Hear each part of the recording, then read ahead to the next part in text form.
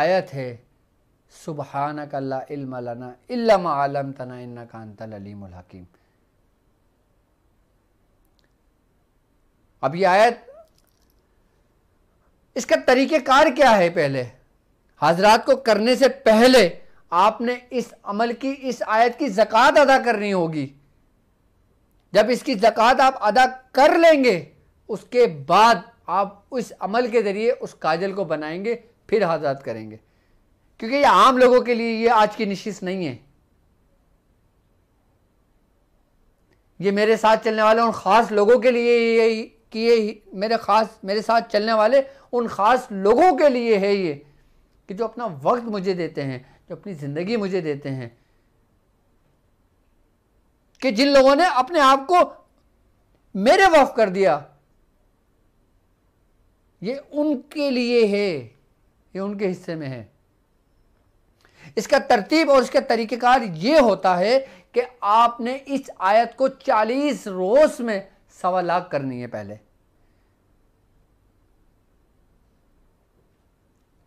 और इसकी तरीक़ेकार ये है कि आपने 9 चंदी जुमरात से ये अमल शुरू करना है। आप इसको अपनी बयात में लिख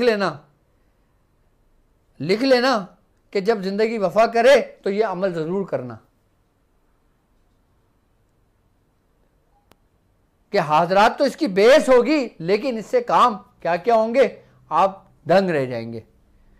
कि जब ये आयत मुझे मेरे बुजुर्ग ने तालीम की, जब ये आयत मुझे मेरे मुर्शिद ने तालीम की, तो इस आयत पढ़ने से पहले मैंने खुद को देखा, और इस आयत के अमल करने के बाद मैंने खुद को देखा। मैंने ज़मीन और आसमान का फ़र्क अपने बातिन में, अपने ज़ाहिर में, अपने आप में पाया।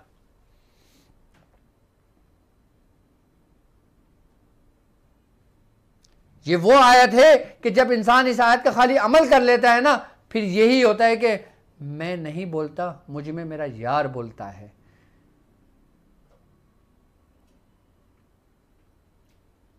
कि उसके सीने से ऐसे इल्म के समंदर उबल उबल कर आते हैं कि लोग बोलते हैं कि वाकई क्या कमाल की आयत डॉक्टर साहब ने हमें अमल तालीम किया, कि मैं तो जानता भी नहीं था जिस इल्म को आज मैं घंटों उस इल्म पे गुफ्तगू करता हूं। ये मैं नहीं, आप कहोगे अपने बारे में, आपके मुरीद कहेंगे आपके बारे में।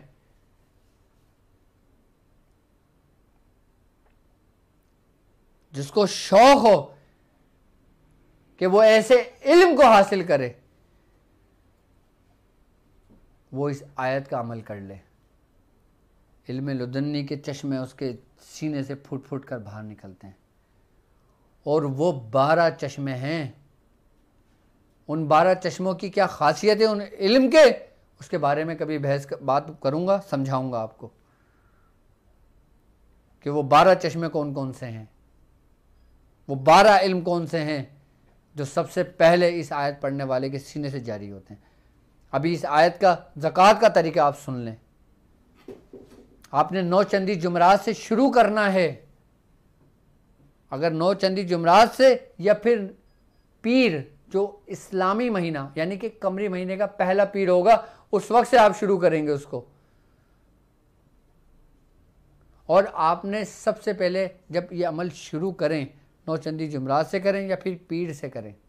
जो बयाज में लिखा हुआ है, मैं वो तरीका आपको तालीम कर रहा हूँ। आपने एहराम बांधना है। एहराम बांधने के बाद आपने 2 रकात नमाज नफिल पढ़नी है बनियत सवाब सरकार दो आलम सल्लल्लाहु अलैहि वसल्लम के लिए। उसके बाद आपने कलाकंद ले लेना है, या बर्फ़ी ले लेना है, या कुछ मीठा ले लेना है। आपने फिर अपने बुज़ुर्गों की फातिहा पढ़नी है, अपने बुज़ुर्गों को तालीम करना है। और बिलखुसूस हज़रत शेख मुखलिसुर रहमान जहांगीर रहमतुल्लाह अलैह, आपको इसका सवाब पहुंचाना है। उसके बाद आपने 3125 मरतबा शुरू करना है जलाली, जमाली और तर्क बिल लज़्ज़ात के साथ।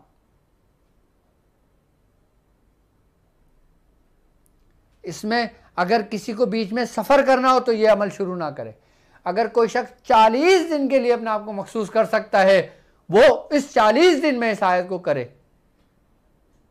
सुबह ऑफिस जाए, अपने बिजनेस करे, मगरिब के बाद अपने आप को वफ कर दे 40 दिन के लिए, ईशा के बाद अपने आप को बंद कर दे 40 दिन के लिए, अपनी बीवी से कुछ दिनों के लिए अलहदगी इख्तियार कर ले। अलहदगी इख्तियार करने से मुराद तर्क बिल लज़्ज़ात को तर्क कर दे।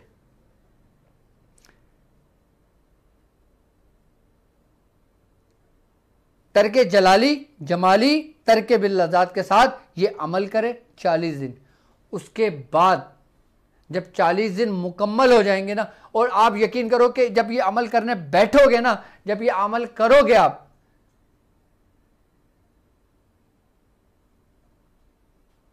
तो आपको पहले दिन से ही कुछ ना कुछ महसूसात होने लगेंगे। आपको ये फील होने लगेगा कि आपके साथ कुछ है। इसमें डर और खौफ का कोई काम नहीं है कि जिसके दिल में डर हो वो ये अमल ना करे। जो मर्द कलंदर हो, जो अपना वक्त दे सकता हो, जो इस कायदे कवानीन के साथ इसका निसाब अदा करना जानता हो, कर सकता हो, तो वो मैदान में आए।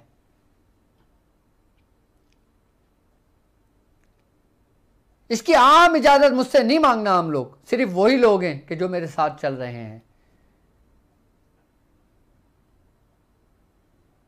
और जो लोग इस सिलसिल के फैज से वाकफियत रखते हैं, उन्होंने और कई अमलियात किए हुए हों, वो किसी भी सिलसिले से ताल्लुक़ रखते हों, वो पहले मुझसे इजाज़त लें, उसके बाद उस अमल को शुरू करें। जब 40 दिन ये मुकम्मल हो जाएं, अब आपने अगर हाजरात करनी है तो किस तरह उसका सामान तैयार करेंगे, आइए मैं आपको उस तरफ लेके चलता हूँ। अब देखें, आपकी स्क्रीन पर नज़र आ रहा होगा। अब तरीक़ेकार आप समझें थोड़ा सा, ठीक है। जब आपके 40 दिन मुकम्मल हो जाएंगे, ठीक है, आपने अगर हाजरात करना हो तो काफूर 3 माशा, गूगल 3 माशा, लौंग 11 अदद लें, ठीक है। अच्छा, आपने किसी साफ सकोरे समझते हैं, मट्टी की प्यालियों को कहते हैं। जो मट्टी की प्याली हो ना, आपने 2 मट्टी की प्यालियाँ, यानी कि चिकनी जो मट्टी होती है ना, जो कुम्हार के पास होती है, जिससे मटके वटके बनाते हैं, आप उससे मट्टी लेकर आप ख़ुद सकोरी बना लें अपने हाथ से, ठीक है। आपने सकोरी बना लें और उसको धूप में खुश कर लें, उसको भट्टी में ना पकाएं। कच्ची मट्टी लेके ख़ुद बनाएं उसको सकोरा, और उसको फिर आप धूप में सुखा दें। जब वो खुश्क हो जाए ना, उसके बाद आप आगे का तरीका समझ लें। आपने उस के ऊपर इसी आयत को 11 बार पढ़ के दम कर लें, ठीक है। अब आपने पाक साफ़ रुई लेना है, ठीक है। पाक साफ़ रुई लेना है, और रुई के अंदर आपने काफूर 3 माशा, गूगल 3 माशा, लौंग 11 अदद, इसको ना मोटा मोटा कूट कर इसको मिला लें। अब रुई आप फैलाकर, आप थोड़ा सा सामने लेकर आओ स्क्रीन पे, मैं उनको समझा दूँ। स्क्रीन पे सामने ही ना, ठीक है। आपने रुई को फैलाना है, और रुई के ऊपर आपने काफूर और गूगल और लौंग आपने ये डाल देना है, और इसकी ना बत्ती बना लेना है पूरी। अच्छा, ये एक ही वक्त तैयार करना है, एक ही वक्त की मेहनत है आपकी ये। उसके बाद आपने इसको बत्ती बना के आपने जैतून का तेल उसमें डाल दें उस सकोरी में, और उसको रोशन कर दें, ठीक है। 2 सकोरियाँ आपने बनाई है ना, उसको रोशन कर देंगे। अच्छा, ये करना आपने अंधेरे में है, ठीक है। आसमान के नीचे नहीं करना, दिन में नहीं करना। आई बस हमें, जब ये काम कर रहे हो तो घर के अंदर आपके कमरे में कोई नाबालिग बच्चा ना हो, ठीक है, कोई हैज़ वाली औरत ना हो, ठीक है। इस चीज़ का ख्याल रखना। आपने बंद कमरे के अंदर अंधेरा करके ये सब सामान तैयार करना है, और उसको कोशिश करना कि अंधेरे में रखना, इसको रोशनी में लेके नहीं आना है इस सामान को, और ख़ासकर उस काजल को, ठीक है। जो तरतीब, जो तरीक़ेकार है, क्योंकि देखो तासीर असर उन तरीक़ों में होता है जो बुज़ुर्गों के हैं। ये नहीं कि पूरा घर रोशन है, हर किस्म के सब कुछ और आप बना रहे हैं, ऐसा कुछ भी नहीं होता, कोई फ़ायदा नहीं होगा बनाने का आपका।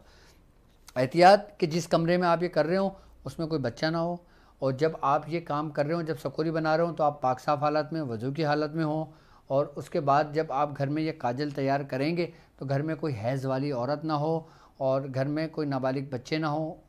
आपके कमरे में कमरा बंद करके और फिर आपने इस तरीके से उसको रोशन करना है और उसके ऊपर जैतून का तेल डाल के उसको जला देना है। जब वो जलना शुरू हो जाएगा, रोशन हो जाएगा, उसके बाद दूसरी सकोरी जो आपने ली है ना, वो उसकी लौ के ऊपर आप किसी चीज़ से पकड़कर उसको उसकी लौ पे ढकने की, जैसे ढकते हैं ना किसी चीज़ को, ऐसे ढकेंगे ताकि लौ जलती रहे।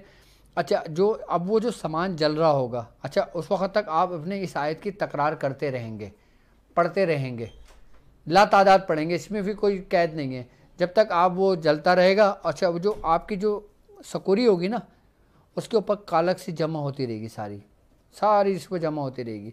जब देखें जब ज़्यादा जमा हो गया, आपने सिल्वर, ठीक है, आपने सिल्वर यानी कि चांदी की कोई पतरी ले लें या चांदी कुछ छुरी बना लें या चांदी का कोई चाकू बना लें, उसके थोड़ा सा उससे खुरेदें। अच्छा, लोहे का भी इस्तेमाल नहीं करना इसके ऊपर, और उंगली से भी नहीं उसको खुरजना, उंगली से भी उस स्याही को नहीं लेना। जब वो जमता रहेगा उसके ऊपर, तो वो आप किसी चीज़ के अंदर सफ़ेद चीज़ में उसको निकालना शुरू कर दें। जब उसको कुरेदने शुरू कर देंगे, वो कालक जो ना एक जगह जमा होती रहेगी। अब वो जब तक चिराग वो पूरा रोशन, एक दिन की तकलीफ़ होगी आपको, इसमें 4 घंटे भी लग सकते हैं, 6 घंटे भी लग सकते हैं, 8 घंटे भी लग सकते हैं। आई बस समझ में, आपने उसको पूरी जो बत्ती है पूरी जो आपने तैयार करके जलाई है, आप उस तरीके से उसको उतारते रहेंगे। जब आप देखें कि स्याही आना बंद हो गई है, इसमें काजल उतरना बंद हो गया है, फिर आप इसको बंद कर दें। अब जो आपने काजल जो जमा कर लिया है ना, वो आप एक शीशी के अंदर, कांच की शीशी में या किसी ऐसी चीज़ में महफूज कर लें, उसको बंद कर दें। अच्छा, बंद करने के बाद अब इसके अंदर आप चाहें तो जो जिन लोगों ने हुब का इत्र तैयार किया था, उसमें 1-2 कतरे ड्रॉप डाल दें। अगर जिन लोगों ने नहीं किया था तो वो सादा या चमेली का इत्र डाल दें या गुलाब का खालिस इत्र उसमें डाल दें, 1-2 कतरे डाल दें उसमें, बस ज़्यादा नहीं डालना वरना ख़राब हो जाएगा। 1-2 कतरे डाल दें उसके अंदर, उसके बाद उसको बंद कर दें। अच्छा, उसके बाद वो जो सकोरियाँ हैं 2, आपने उसको लपेटना है, काले रंग का कपड़ा लेके उसको उसमें बंद करके उसको दरिया में जाके बहा दें। अच्छा, करना ये रात के वक़्त है, दिन की रोशनी में नहीं किया जाता है ये हमारे रात में किया जाता है। आपने उसको फिर समंदर में बहा दें, अगर समंदर नहीं है दरिया में बहा दें, दरिया नहीं है किसी नहर में बहा दें, अगर नहर नहीं है तो फिर किसी ऐसी जगह पे जहाँ पे बच्चे ना खेलते हों, जहाँ पे कोई खेल का मैदान ना हो, किसी ऐसी जगह पे दबा दें जहाँ पे लोग बहुत कम जाते हों, कोई वीरान सी जगह हो या कोई पहाड़ हो या कोई ऐसी जगह हो जहाँ पे झाड़ वाड़ हो, वहाँ पे खड्डा खोद के वहाँ दबा दें। आपका काम पूरा हो गया। अब आपने जब हाजरात करना हो, जब किसी के मुतालिक मालूम करना हो, तो आपने अगर लड़का 9 साल की उम्र का लेंगे आप, आई बात समझ में, और लड़की 11 से 13 साल की उम्र लेंगे जिसको हैज़ शुरू ना हुआ हो, उस पर हाजरात करेंगे। और जब आपने हाजरात करना हो, रात का वक़्त होगा या इशा के बाद, मगरिब के बाद जब सूरज गुरूब हो जाता है, उसके बाद करना है आपने। और जिस कमरे में आप करेंगे उस कमरे में कोई चिराग रोशन कर लेंगे, एक बच्चे को बिठाल देंगे, आई बस समझ में, और उसके ऊपर काला कपड़ा डाल देंगे और फिर इस आयत को पढ़कर ही चिराग रोशन करेंगे और ये पढ़ के पानी दम करके बच्चे को पिलाएंगे और आयतल कुर्सी पढ़ के बच्चे पे दम कर देंगे। आई बस समझ में, ताकि बच्चे को भी महफूज रहे। और उसके बाद फिर अंगूठा लेकर, अंगूठे जो इसका नाखून होता है, इसके ऊपर वो थोड़ी सी स्याही किसी चीज़ से लेकर, उंगली ना लें, ये किसी चीज़ से लेकर उसकी उसमें उसकी फिंगर पे, उसकी उंगली पे लगा दें। जब वो उसके ऊपर लगा देंगे, फिर आप इस आयत को पढ़ना शुरू करें। जब पढ़ना शुरू करेंगे तो इसमें से रोशनी आनी शुरू हो जाएगी। अच्छा, ये जो टाइम ड्यूरेशन होता है ये कम से कम 1 घड़ी का होता है, तकरीबन 1 घंटा। ये काम पूरा 1 घंटे का होता है। अच्छा, इसमें आधे घंटे में भी हो जाता है, 15 मिनट में भी हो जाता है। जितना आपकी इसके ऊपर रियाजत कामिल होगी, जितना आपके ऊपर इसका फोकस होगा, जितना आपकी रूहानियत से मानूस होगी, उतनी ही जल्दी ये अमल खुल जाएगा आप पर। ठीक है। उसके बाद जब आप ये उस पर पढ़ते रहेंगे, उस पर दम करते रहेंगे, तो उस पर एक बुज़ुर्ग ज़ाहिर होंगे। वो सब्ज़ रंग का लिबास पहने हुए होंगे। फिर आप सिर्फ़ और सिर्फ उनसे 3 सवाल कर सकते हैं, चौथा कोई सवाल नहीं कर सकते। आप 3 सवाल करेंगे, आपको 3 सवाल के जवाब मिलेंगे।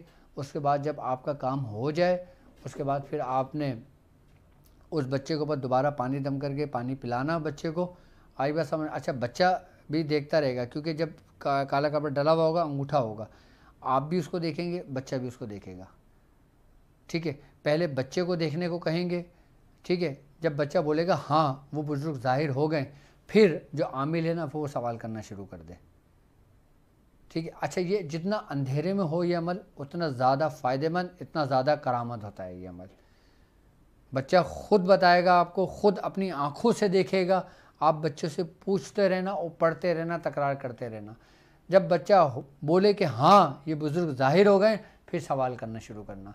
अच्छा, इससे ये होता है कि जब आप ये करते रहते हो, इसकी प्रैक्टिस में रहते हो, फिर आप ख़ुद भी उन बुज़ुर्ग को देखकर सलाम करके बात कर सकते हो। पहले बच्चा करेगा, उसके बाद जब हाजत खुल जाएगी उसके बाद फिर आमिल हज़रात करेंगे, यानी कि आप करोगे। फिर ये नहीं कि बच्चा बोले हाँ ज़ाहिर हो गए, आपने फ़ौरन देखने की कोशिश की। पहले बच्चा करेगा, बच्चा बताएगा, उसके बाद फिर आप वो करेंगे। कभी इससे आप कोई ऐसा नंबर नहीं पूछना, कोई सट्टे का नहीं पूछना, कोई बॉन्ड के चक्कर में नहीं पड़ना, किसी उसके चक्कर में नहीं पड़ना, क्योंकि ये अमल आपको बर्बाद भी कर देगा। क्योंकि जिसको मैंने सट्टे के चक्कर में पड़ा हुआ देखा, बॉन्ड के नंबर चक्कर में देखा, लॉटरी के नंबरों के पढ़ने में देखा, वो बर्बाद होते देखा। आप सिर्फ और सिर्फ जिस मकसद के लिए कर रहे हैं, जिस मरीज़ के लिए कर रहे हैं, जिसको पूछना चाहते हैं वो बताए, वो आपको बताएगा। और सबसे बेहतरीन और सबसे सरीओ तासीर ये तरीक़ेकार है जो मैंने आपको तालीम किया। आप इसी तरतीब और इसी तरीके से इसी तरतीब और इसी तरीके से आप इसको अपनी बयाद शाज़लिया में बना लें। इसको जब ये हाज़रात आप पे जारी हो जाती है, ये हाज़रात आप पे खुल जाती है, तो आप अपने आप को कंट्रोल करना। क्योंकि जब इंसान को कुछ पावर्स, कुछ क़ुव्वत, कुछ मिलना शुरू हो जाती है ना, तो फिर वो अपने आप को कुछ समझने लगता है। तो अपने आप को कुछ नहीं समझना, जो अपने आप को कुछ नहीं समझता वही सब कुछ होता है। कभी इसका गलत इस्तेमाल नहीं करना, कभी किसी को नुकसान पहुंचाने के लिए नहीं करना, कभी कुछ ऐसा वो नहीं करना।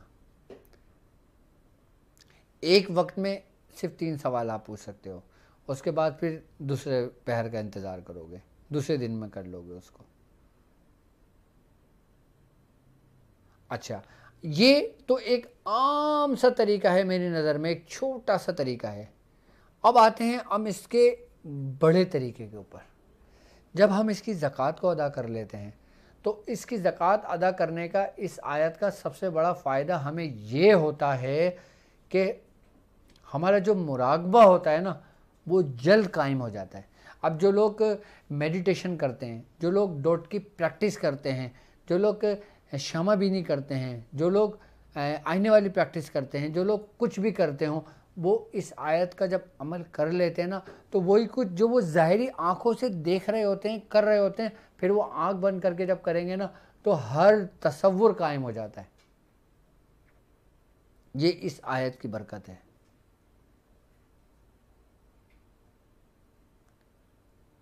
तो बेहतरीन अमल मैंने आपको अपने ख़ानदान का अता किया है हाजरात के लिए। लेकिन मैं फिर बारहा कह रहा हूँ आप लोगों से कि हर का इस्तेमाल इंसान को आबाद कर देता है, इंसान को उरूज पे पहुँचा देता है, और किसी भी चीज़ का गलत इस्तेमाल फिर आपको कुछ भी नुकसान पहुँचा सकता है। अच्छा, जो लोग